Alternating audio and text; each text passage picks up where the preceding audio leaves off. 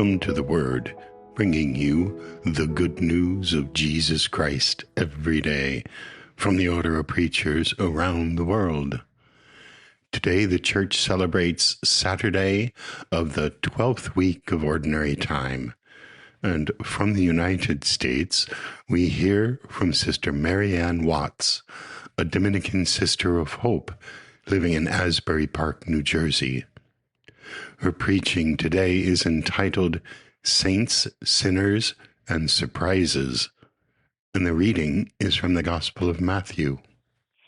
When Jesus entered Capernaum, a centurion approached him and appealed to him, saying, "Lord, my servant is lying at home, paralyzed, suffering dreadfully."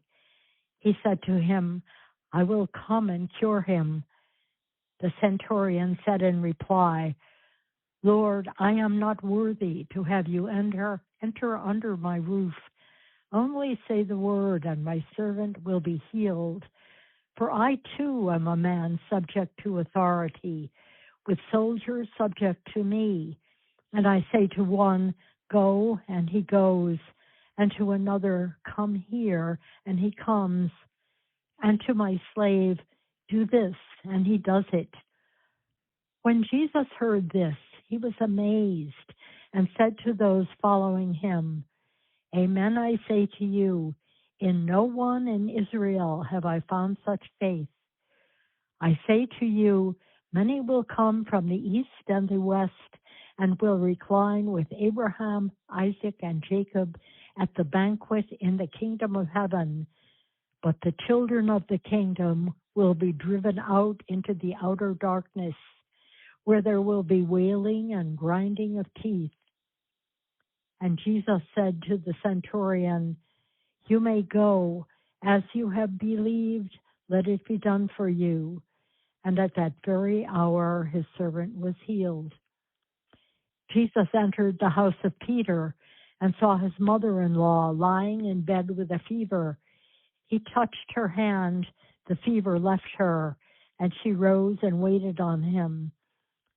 When it was evening, they brought him many who were possessed by demons, and he drove out the spirits by a word and cured all the sick. To fulfill what had been said by Isaiah the prophet, "He took away our infirmities and bore our diseases." The principal story of today's reading is of a centurion who knows the value of his own authority and applies it to what he recognizes in Jesus, someone of great ability who is to be respected and to be counted on. He asks Jesus to heal his servant from afar because he does not consider himself worthy to have Jesus enter under his roof. The modesty of this request amazes Jesus, who comments that in no one in Israel have I found such faith. Do we find this statement surprising? Possibly. Jesus did not come to save perfect people. If we are to take today's reading seriously, he was much more shocked to meet saints. Yes, Jesus was happy to praise the centurion's faith and to heal his servant by word alone. But today's reading also refers to a group of people about whom Jesus seems concerned. He tells us that although many will come from the east and the west and will recline with Abraham, Isaac, and Jacob at the banquet in the kingdom of heaven, the children of the kingdom will not be invited, but will be driven out into the outer darkness, where there will be wailing and grinding of teeth. He is stating that his own people are sinners. Is this a surprise? Yet from the beginning, Israelites were assured of their salvation.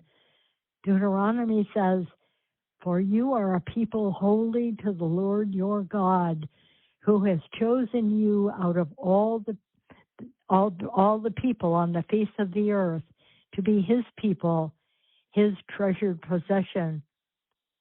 Salvation, yes, but every person is accountable to God for himself. Moses reminds the children of Israel of the consequences of disobedience. Their land will be desolate and they will suffer. Sinners needed forgiveness, needed the mission of Jesus.